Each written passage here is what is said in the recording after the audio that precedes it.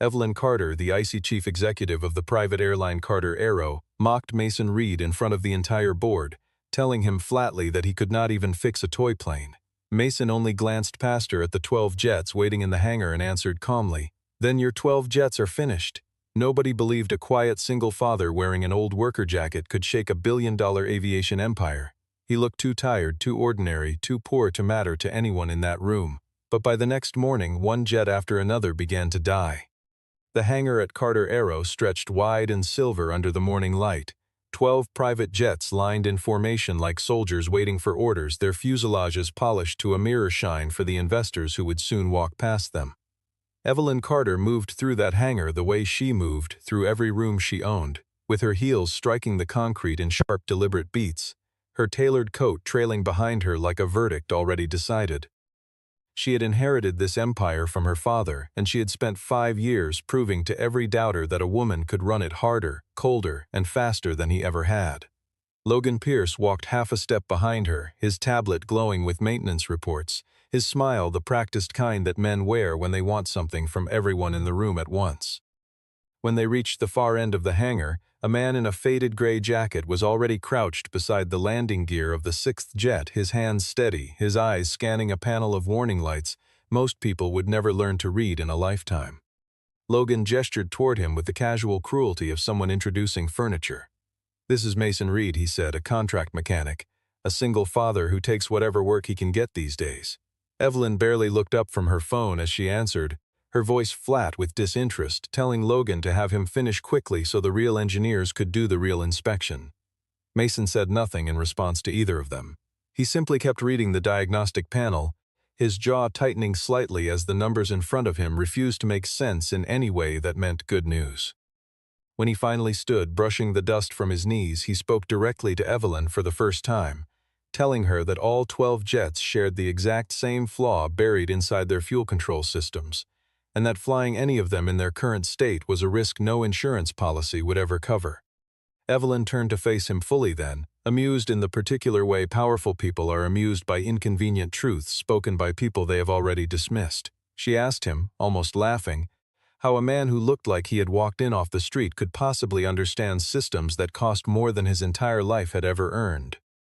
Mason held her gaze without flinching, without raising his voice, without giving her the satisfaction of seeing him rattled. The silence stretched long enough that even Logan shifted his weight, sensing something shift in the air that he could not yet name. Evelyn broke it first, her voice sharp enough to cut, telling him plainly that he could not even fix a toy plane, let alone touch a fleet worth more than most cities. The mechanics nearby went quiet, waiting to see how a man so easily humiliated would respond to a woman who held his paycheck in her hand. Mason glanced past her shoulder at the 12 jets gleaming under the hangar lights, each one representing contracts, reputations, and a fortune built across 2 generations. Then he looked back at Evelyn, his voice low, even, and entirely without anger, and said the words that would follow her for the rest of that year. "Then your 12 jets are finished," he told her, and turned to gather his tools without waiting for a reply. Logan let out a short, disbelieving laugh, certain the man had just ended his own career out of wounded pride. Evelyn said nothing further, watching him walk toward the hangar doors with the unhurried calm of someone who already knew something she did not. The other mechanics exchanged glances, none of them daring to speak, all of them sensing that something had just been set into motion that no apology could undo. Outside, the morning sky stretched clear and blue over the runway, utterly indifferent to the quiet war that had just begun inside that hangar. Mason Reed lived a life that asked nothing of anyone, in a small rented house at the edge of town where the porch light flickered and the truck in the driveway ran on patience more than parts. He had raised his daughter alone since she was small, though she rarely appeared in the story he told himself about his own life, kept safely apart from the world of contracts and hangars and men like Logan Pierce. He took whatever mechanical work came his way, fixing lawn equipment, old trucks, and once, memorably, a neighbor's ancient riding mower that everyone else had declared beyond saving. Nobody in town knew that the quiet, soft-spoken man fixing their machines had once worked inside classified hangars where a single miscalculation could cost lives measured in the dozens. He never mentioned it, never let it slip over coffee or small talk, because that life had ended the day he watched a superior officer bury a safety failure to protect a budget instead of a crew. Evelyn, for her part, had learned to read people the way she read balance sheets, in quick glances and snap judgments that rarely left room for revision. She saw Mason's worn jacket, his unremarkable truck, his quiet refusal to explain himself, and she filed him away as exactly what Logan had presented him to be, a desperate man taking scraps of work to survive. Logan, meanwhile, had quietly made sure that Mason's full work history never reached Evelyn's desk, scrubbing the parts of his file that might have raised uncomfortable questions about why a man with his background was mopping up small jobs instead of running entire fleets. It was easier, Logan reasoned, to keep the technical team small, loyal, and unquestioning, especially with so much already hidden beneath the surface of Carter Aero's gleaming reputation. Mason had taken the contract job without complaint, needing the income. But something about the maintenance records he glimpsed in passing had unsettled him from the very first afternoon. The irregularities were subtle at first, a part replaced slightly ahead of its scheduled cycle, a signature that did not quite match the engineer it claimed to belong to, a pattern only visible to someone who had spent years trained to notice exactly these kinds of inconsistencies. Mason said nothing about his suspicions to anyone in those early days, choosing instead to watch, to document quietly in his own notes, and to wait for a moment when speaking up might actually be heard rather than dismissed. He had learned the hard way years earlier that raising an alarm too early, without proof, only gave powerful people the chance to bury the truth before it could breathe. So when he finally spoke that morning in the hangar, it was not an impulsive warning born of irritation, but the calculated conclusion of weeks spent quietly piecing together a pattern that pointed toward deliberate sabotage rather than simple negligence. Evelyn's mockery had only confirmed what he already suspected, that the people running Carter Aero were far more interested in appearances than in the truth sitting quietly inside their own fuel systems. Carter Aero stood on the edge of the most important week in its recent history, with an international investment summit set to bring together wealthy partners, foreign delegations, and the kind of money that could either expand the company into new continents or quietly sink it for good. All 12 jets were scheduled to fly within 2 days, carrying executives, dignitaries, and strategic partners whose confidence in the company depended entirely on a flawless, uneventful journey through the sky. Evelyn felt the weight of that timeline pressing against every decision she made, aware that her father's legacy and her own reputation were balanced on a fleet of machines she had never personally inspected. A rival aviation group had been circling for months, ready to swoop in with a cheaper, faster offer the moment Carter Aero showed even the smallest sign of weakness or delay. Logan reminded her of this constantly, framing every hour of caution as an hour handed directly to the competition and urging her to push the maintenance schedule forward no matter what minor concerns the technical staff raised. Mason, working quietly in the records room that Logan had reluctantly allowed him into, found something that made his stomach tighten in a way it had not in years. The maintenance logs for the fuel control modules had been altered, dates shifted just enough to suggest routine servicing had occurred when in fact it had not, the kind of falsification that only someone with deep access to the system could pull off cleanly. He brought his findings to Evelyn directly, laying out the discrepancies in plain, unhurried language, warning her that flying any of the 12 jets in their current state risked an engine failure mid-flight, not a minor inconvenience on the ground. Evelyn listened with her arms crossed, her expression unreadable, before concluding aloud that this looked less like genuine concern and more like a contractor inflating problems to justify a larger invoice. Logan nodded along eagerly, seizing the moment to suggest that Mason be removed from the property before he could cause further delays to a schedule already stretched to its limit. Evelyn gave the order without much hesitation, telling security to escort Mason out of the hangar and to find someone less dramatic to finish the remaining inspections. Mason did not argue or raise his voice, gathering his tools calmly while the security guards waited a respectful distance away, allowing him the dignity of leaving on his own terms rather than being dragged out. Before he passed through the hangar doors for what he assumed would be the last time, he left a short handwritten note on the clipboard hanging beside the dispatch office, the kind of note no one would notice until it was already too late to matter. It read simply that the fleet should not be started under any circumstances until someone qualified reviewed the fuel control systems again, a final warning offered freely to people who had already decided his warnings were worthless. Evelyn glanced at the note hours later, dismissed it with a small shake of her head, and turned her attention back to the summit preparations, certain that whatever Mason Reed believed he knew could not possibly outweigh the judgment of the engineers she actually trusted.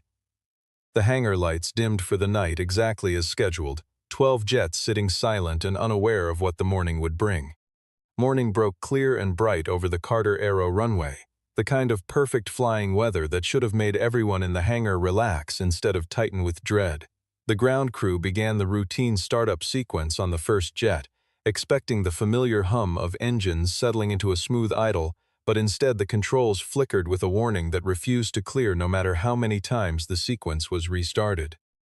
Within 20 minutes, the second jet reported a fuel pressure fault that made no sense according to its most recent service record, a record that listed the relevant part as freshly inspected and fully operational. The third jet began to vibrate unnaturally during a routine engine test, a shudder strong enough that the technician at the controls cut the power immediately rather than risk further damage. Word spread through the hangar in tense, hushed phrases, each new failure landing like another stone dropped into a pond already rippling with panic. By mid-morning, all 12 jets had been pulled from active rotation, each one flagged for a different combination of warnings that somehow traced back to the exact same system Mason had pointed to 2 days earlier. Evelyn stood in the center of the hangar trying to project calm for the benefit of the staff around her, though the tight set of her jaw betrayed exactly how close she was to losing that composure entirely. Logan moved quickly to control the narrative, telling anyone who would listen that the disgruntled contractor who had been removed from the property must have tampered with the systems out of spite before he left. Evelyn wanted to believe that version of events, because it was simpler, because it placed the blame somewhere convenient and far away from her own decision to ignore a clear warning. But a quiet, persistent doubt had already begun forming in the back of her mind, the kind that refuses to be reasoned away no matter how loudly Logan insisted otherwise. The internal engineering team worked through the morning and into the afternoon without making any real progress, running the same diagnostics over and over and arriving at the same dead end each time. Each hour that passed without an answer brought new calls from nervous investors, several of whom began hinting that they might reconsider their commitments if Carter Aero could not demonstrate basic operational reliability before the summit even began. One major partner threatened outright to withdraw entirely, citing concerns that a company unable to maintain its own fleet had no business courting international contracts worth billions. Evelyn took each call personally, her voice steady on the surface while her composure frayed further with every conversation, the pressure mounting in a way she had never experienced even during her toughest years running the company. Somewhere beneath the noise of phones ringing and engineers arguing over diagnostic readouts, a single sentence kept circling back through her thoughts uninvited. "Then your 12 jets are finished," Mason had told her, and now, standing in a hangar full of grounded aircraft, she could no longer pretend those words had been an empty threat. By late afternoon, Evelyn had run out of options that did not involve admitting she had made a serious mistake, and she finally gave the order to find Mason Reed and bring him back to the hangar by whatever means necessary. It did not take long. He was exactly where anyone who actually knew him might have expected, working alone in a small rented garage on the edge of town, elbow deep in the engine of an old delivery truck that belonged to one of his neighbors. He did not look surprised when a Carter Aero vehicle pulled up outside, nor did he rush to wipe the grease from his hands before stepping out to see who had come looking for him. Evelyn arrived in person rather than sending Logan, a decision that surprised even her, though she told herself it was simply the fastest way to resolve an inconvenient problem. She kept her tone clipped and businesslike as she explained the situation, framing it as an opportunity for him to prove the warnings he had made were accurate, rather than admitting outright how badly his predictions had already come true. Mason listened without interrupting, wiping his hands slowly on a rag, while he weighed her words against the memory of being escorted out of her hangar like a problem to be removed. He told her plainly that he would not come back simply to be used as a convenient scapegoat if the situation could not be fixed, someone for the board to blame quietly while the real failures stayed buried. Evelyn, for the first time since he had met her, let her voice soften slightly, asking him directly what he had actually seen in those records that made him so certain disaster was coming. It was the first real question she had asked him, rather than a command, and something in the shift did not go unnoticed by either of them standing in that quiet garage. Mason agreed to return, but only under conditions he stated clearly, and without room for negotiation, full and unrestricted access to every maintenance record, every parts inventory, and every technician on the team, with no interference from anyone above him in the chain of command. Evelyn hesitated only briefly before agreeing, recognizing that whatever pride she had left mattered far less than salvaging the company her father had built from nothing. Back at the hangar, Logan grew visibly uneasy when he learned Mason was returning with that level of authority, his easy confidence from earlier in the week replaced by a tension he tried badly to hide behind forced enthusiasm. He offered to help Mason settle back in, an offer that felt less like cooperation and more like a man trying to stay close enough to monitor exactly how much the truth was about to surface. Mason accepted the gesture politely, giving no indication that he had already begun to suspect Logan's fingerprints were somewhere underneath the falsified records he had found 2 days earlier. As the sun set over the runway, Mason walked back into the hangar that had cast him out only 48 hours before, this time with Evelyn walking silently beside him rather than ahead of him. Mason walked back into the hangar under the watchful, skeptical eyes of the same technical team that had treated him like an afterthought only days earlier, though none of them dared voice their doubts out loud this time. He did not waste time defending himself or explaining his presence, moving instead directly to the first jet, and beginning a methodical inspection that followed a clear, deliberate logic rather than the scattered guesswork the internal team had been relying on. Within an hour, he had identified that all 12 jets shared a single fuel coordination module that had been quietly replaced with a substandard component, one that mimicked the appearance of the original part closely enough to pass a casual glance. He explained to the gathered engineers, in plain and patient language, that the failures had nothing to do with the engines themselves and everything to do with a falsified maintenance chain designed to hide exactly this kind of substitution. Evelyn watched from a short distance away, arms crossed, listening to him speak with the quiet authority of someone who had clearly done this kind of work long before he ever set foot in her hangar. He pulled up the digital service history on a tablet and projected it onto a large screen at the front of the workspace, walking the room through the exact sequence of failures step by step, showing how each falsified entry had created the illusion of routine maintenance while the actual systems degraded unnoticed underneath. The room fell into a heavy, uncomfortable silence as the pattern became undeniable even to engineers who had spent the entire previous day insisting no such pattern existed. Logan tried to interject, suggesting that Mason was exaggerating the severity of the problem to make himself appear more valuable than he actually was. Mason did not raise his voice or react with irritation, simply requesting calmly that the sealed parts inventory be opened so everyone in the room could see for themselves whether his claims held up against the physical evidence. Evelyn gave the order immediately, cutting off whatever objection Logan was preparing to offer next. When the storage room was finally unlocked and the inventory checked against the official records, the discrepancy was immediate and impossible to explain away. Dozens of boxes that should have contained genuine, certified components were missing entirely, replaced on paper by entries that no one in the room could account for. Evelyn stood in the doorway of that storage room staring at empty shelves that represented far more than missing parts, representing instead a betrayal that had been unfolding inside her own company for longer than she wanted to consider. The technicians who had mocked Mason days earlier now watched him with a different kind of attention, the kind reserved for someone who had just proven, beyond doubt, that he understood their fleet better than anyone else standing in that hangar. Mason said nothing about the shift in their attitudes, focused entirely on the work still ahead of him, because identifying the problem had only been the first and easiest part of what needed to happen next. Mason spent the following hours tracing the falsified signatures buried inside the maintenance database, isolating a pattern of digital approvals that did not match the actual engineers credited with the work.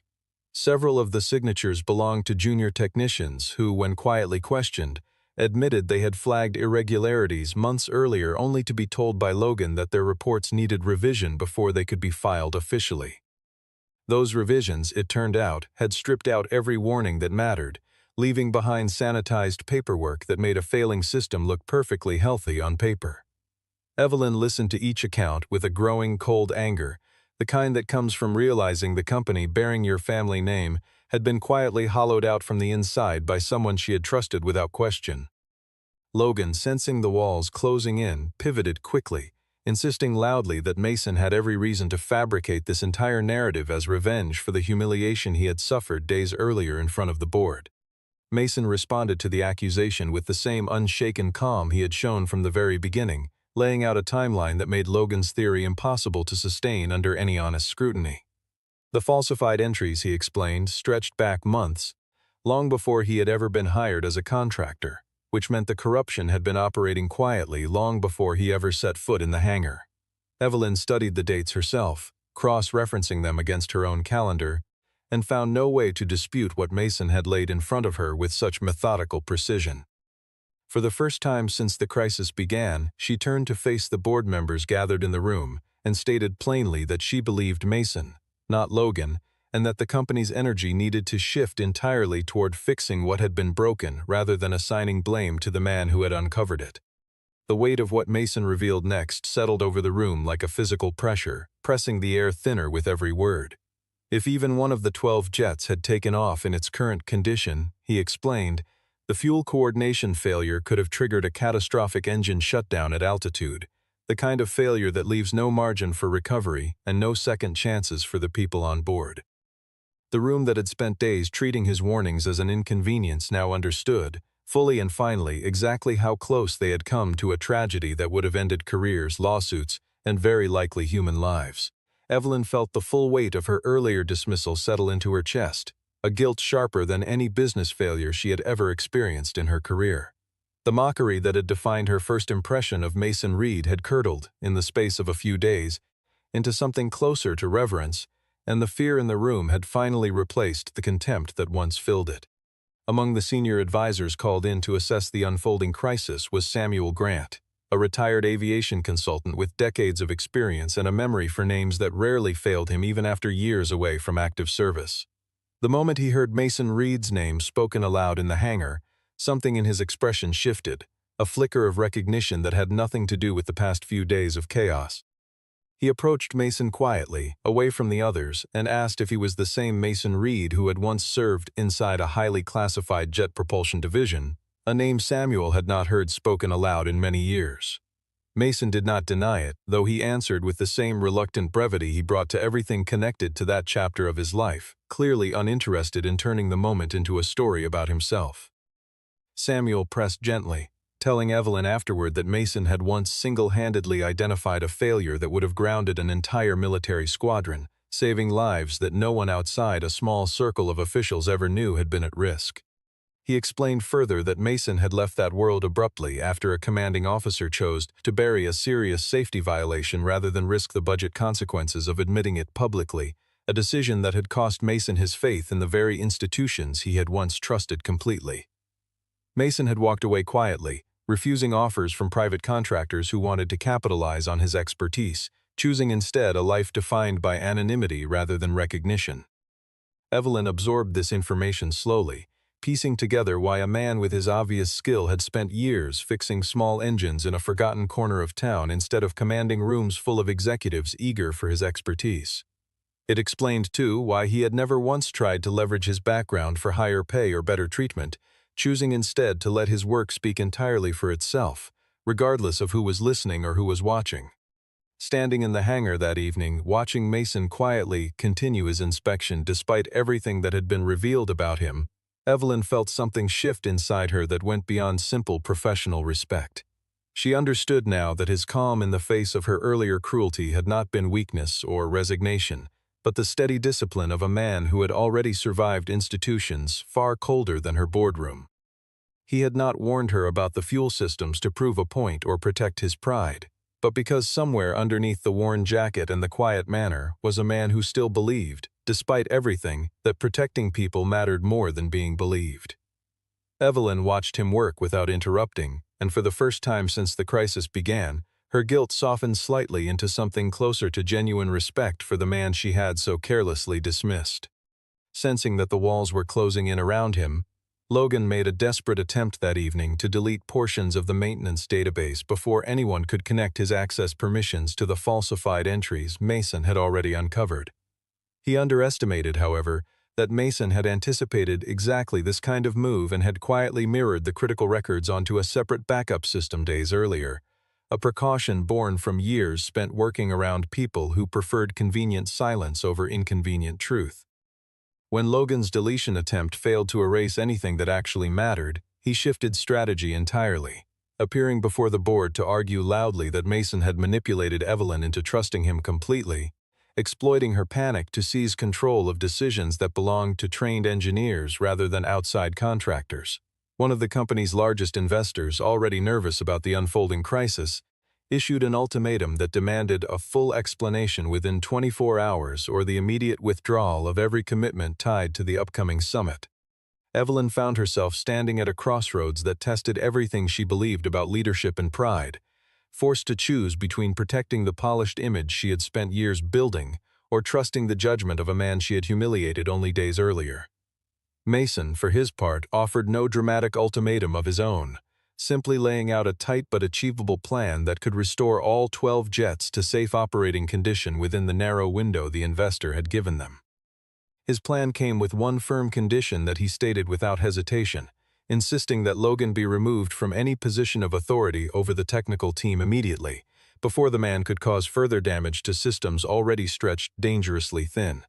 Evelyn did not hesitate this time, the way she had hesitated days earlier in that same hangar, and made the decision swiftly, stripping Logan of his authority on the spot in front of the very staff he had spent years intimidating into silence.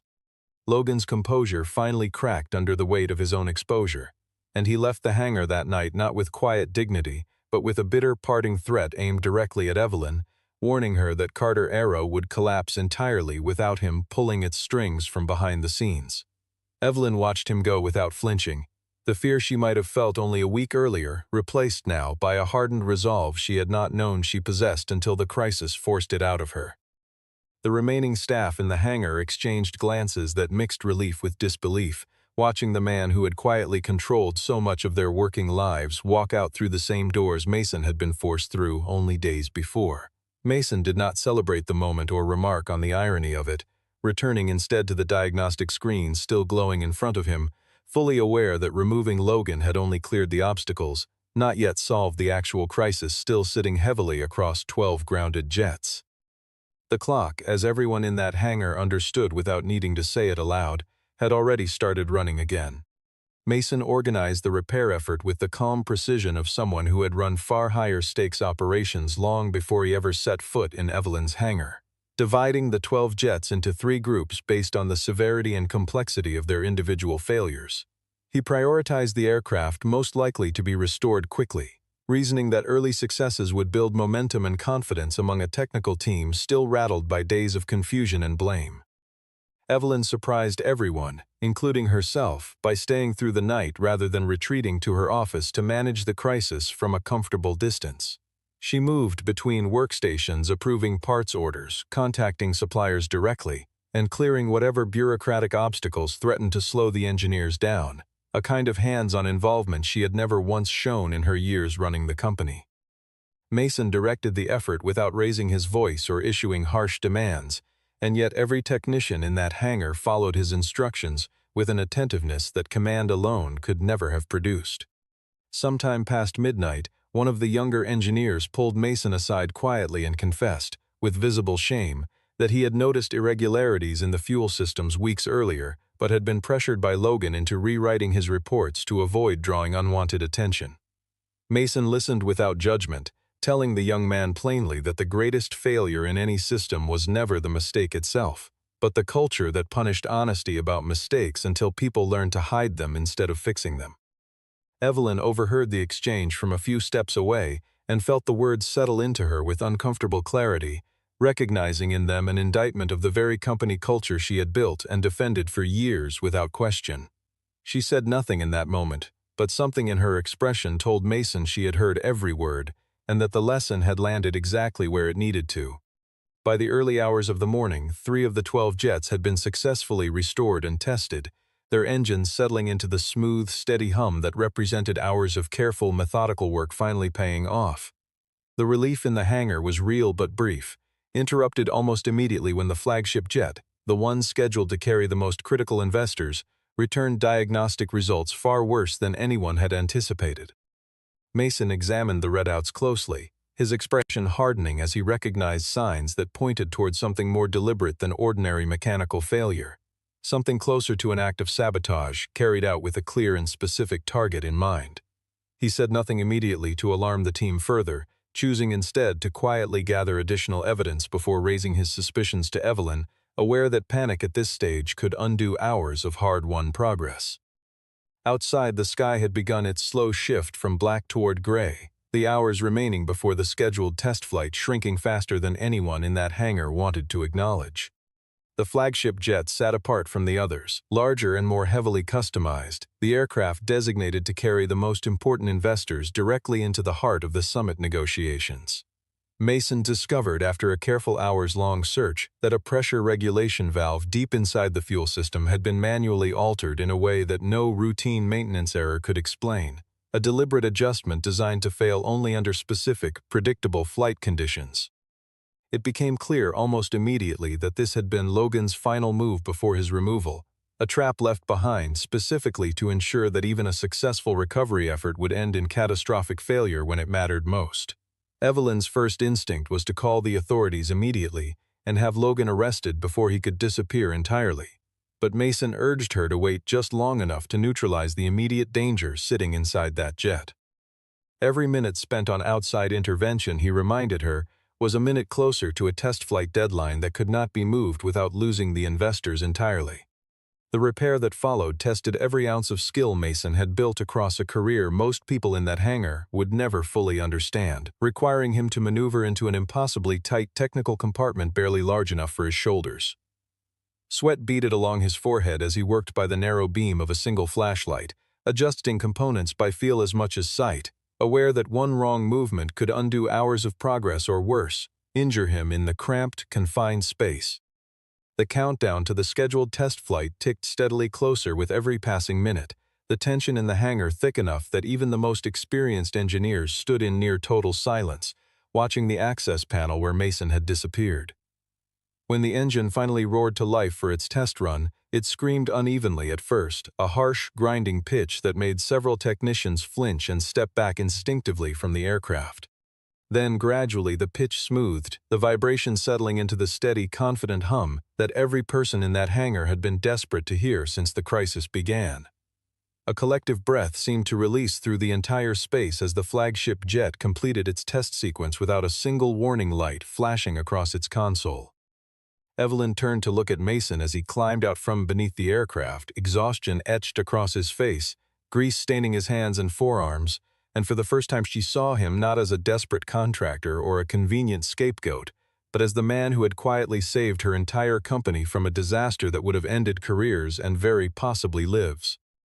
She did not say anything immediately, the moment too large for words that could capture it properly, but something in the way she looked at him made clear that the contempt she once felt had been replaced entirely by something far closer to awe. With every jet finally stabilized and cleared, Mason presented the full body of evidence before the assembled board, laying out the falsified components, the altered signatures, the deleted records, and finally the deliberate sabotage discovered inside the flagship aircraft. The presentation he gave was methodical rather than dramatic, each piece of evidence building naturally on the last until the conclusion became impossible for anyone in the room to dispute or dismiss. Word arrived partway through the meeting that security had intercepted Logan attempting to transfer funds to an account overseas, an act that immediately confirmed every suspicion the gathered evidence had already pointed toward. He was brought back into the building under far less dignified circumstances than the ones in which he had left, his earlier confidence completely gone, replaced by the hollow expression of a man who understood there was no longer any narrative he could spin convincingly. Faced with evidence too overwhelming to deny, Logan confessed in front of the entire board that he had accepted payments from a rival aviation firm in exchange for quietly weakening Carter Aero's operations from the inside, payments that had funded the very sabotage that nearly grounded the company's most important week.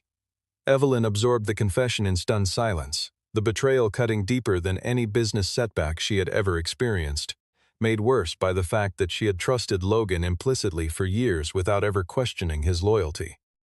Mason did not gloat or savor the moment of vindication that anyone else might have indulged in after everything he had endured at the hands of this company. Instead, he reminded Evelyn quietly, away from the noise of the board's reaction, that the aviation industry never forgives arrogance, no matter how powerful or well-connected the person carrying it happens to be. The board, shaken by how close the company had come to disaster, made clear that Evelyn herself bore responsibility for ignoring the original warning that could have prevented the entire crisis from unfolding in the first place. Rather than deflect that responsibility the way she might have done only a week earlier, Evelyn stood before her own employees and acknowledged her mistake openly, offering Mason a sincere and unguarded apology in front of the very people who had once watched her humiliate him without hesitation.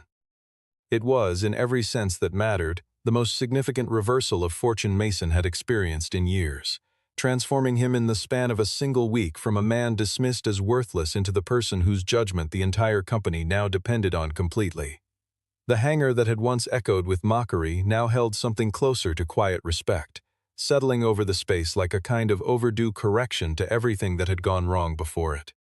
Mason personally supervised the first full test flight following the repairs, standing on the tarmac with a headset pressed to his ear, listening to every call-out from the pilots as the aircraft moved through its checklist with careful precision.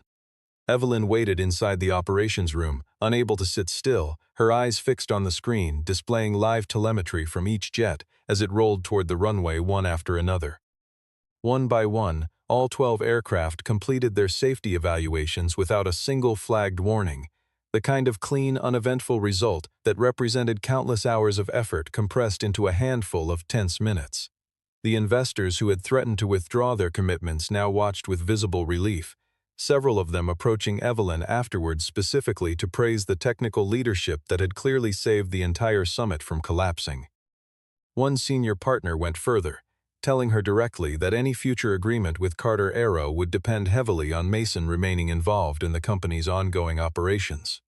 Evelyn wasted no time formally offering Mason a permanent position as the company's director of technical safety, a role with significant authority, compensation, and visibility that would have seemed unthinkable to either of them only a week earlier. Mason, true to the quiet character he had shown throughout the entire ordeal, did not accept immediately, expressing concern that taking such a public title too quickly might turn him into a symbol the company could use to paper over deeper problems, rather than genuinely fixing them. He wanted assurance that real, lasting change would follow, not simply a polished announcement designed to reassure investors and then quietly forgotten once the immediate crisis faded from memory. Evelyn understood his hesitation completely, recognizing in it the same integrity that had driven every decision he made throughout the crisis, and she committed herself fully to reshaping the maintenance culture from the ground up, protecting honest engineers and placing safety permanently above short-term profit. She promised him concrete changes rather than vague reassurances, detailing specific reforms to reporting structures that would make it impossible for another Logan to operate unchecked for years. Mason listened to her commitments carefully, weighing them against everything he had witnessed about her character over the preceding days. Searching for the gap between promise and follow-through that experience had taught him to expect from people in positions of power. What he found instead, somewhat to his own surprise, was a woman genuinely transformed by the crisis rather than simply managing its aftermath for appearances, someone who seemed to understand for the first time what her position actually demanded of her. He told her he would consider the offer seriously, neither accepting nor refusing outright, leaving the decision open while the company began the slow work of rebuilding trust both internally and with the partners who had nearly walked away. Evelyn accepted his measured response without pushing further, recognizing that trust, once broken as thoroughly as it had been inside her company, could not be rebuilt through a single grand gesture or a title alone. The two of them stood together on the tarmac as the last jet completed its landing sequence, neither speaking, both aware that something significant had shifted permanently between them. Several nights after the crisis had finally settled, Evelyn found Mason alone in the hangar long after everyone else had gone home, running one last check on the systems that had nearly cost the company everything. She approached him quietly, without the sharp authority that had once defined every interaction between them, and offered a personal apology that went beyond anything she had said in front of the board. She told him plainly that the remark about a toy plane had been cruel, unnecessary, and built entirely on assumptions she had never bothered to question before speaking them aloud. Mason listened without interrupting, then told her honestly that he did not need her sympathy or her guilt, only her genuine assurance that she would never again look at the people working under her and assume their worth based on appearances alone. Evelyn admitted, with more vulnerability than she usually allowed herself, that the entire experience had reshaped not just her view of him, but her understanding of the company and the people who kept it running every single day. There was no rushed declaration of feeling between them, no dramatic confession exchanged beneath the hangar lights, only a quiet, steady respect that had grown slowly out of crisis and honesty rather than convenience. Mason mentioned briefly, almost in passing, that everything he did, every job he took, and every risk he weighed carefully, came back to wanting a simple, peaceful life he could be proud of when he looked back on it. Evelyn caught, in that small admission, a glimpse of the gentler man hidden underneath the guarded exterior he showed the rest of the world, someone who measured success in honesty rather than recognition. The two of them stood together for a long moment, looking out at the 12 jets gleaming under the hangar lights, fully restored and finally trustworthy again. Neither one reached for the other, neither one needed to, because what had begun between them already felt steadier than anything built on urgency or impulse. On the day the new contracts were finally signed, all 12 Carter Aerojets lifted cleanly into a bright morning sky while reporters and investors watched from the tarmac, capturing the kind of moment the company had nearly lost the chance to ever experience. Evelyn stood before the cameras and did something almost no executive in her position would have considered doing a week earlier, refusing to take credit for the recovery and stating plainly, in front of every camera present, that Mason Reed alone had saved the company from a catastrophe of its own making. Mason was given full authority to build an independent safety division, one structured deliberately to operate outside the pressures and politics of daily operations, answerable only to standards rather than to any single executive above him. The young engineers who had been silenced and pressured under Logan's old leadership were quietly reinstated to their original positions, their honesty finally treated as the asset it had always been rather than the liability it was once made to seem. Carter Aero emerged from the crisis intact, but the deeper transformation was never really about the jets themselves, settling instead into the culture that had nearly destroyed the company from within. Evelyn changed visibly in the months that followed, trading the rigid, dismissive certainty that had once defined her leadership for a willingness to listen, even to the people she might once have overlooked entirely without a second thought. Mason, for his part, stopped being the man other people mocked or dismissed on sight, becoming instead someone the entire industry quietly came to respect for the precision and integrity he brought to every decision.